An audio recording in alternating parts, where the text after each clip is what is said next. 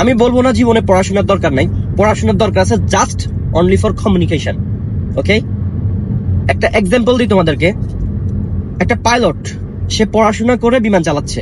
একটা bus driver, সে মূর্খ কিন্তু সে বাস চালাচ্ছে, এক্সপার্ট ড্রাইভার।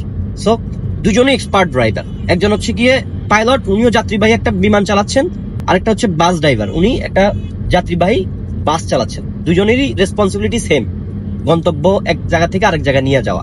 উনি পড়াশোনা করে পাইলট হয়েছেন, আর ইনি হচ্ছে গিয়ে জাস্ট দক্ষতার মাধ্যমে। এখন এখানে কিন্তু আমি একটা ভুল বলছি। ওই যে পাইলট, উনি কিন্তু পড়াশোনা করে পাইলট হন নাই, উনি আগে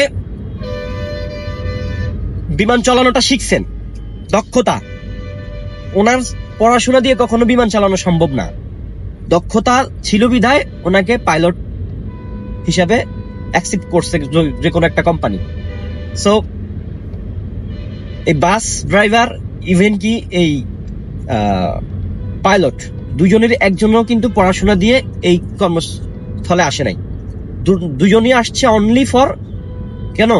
কারণ তাদের দক্ষতা ছিল। সো পড়াশোনার পাশাপাশি যে কোনো কাজের দক্ষতা নেওয়া বা প্রশিক্ষণ নেওয়া মাস্ট বি জরুরি। শুধু পড়াশোনা দিয়ে এই লাইফে কিচ্ছু করা সম্ভব না। To be honest, believe me, nothing.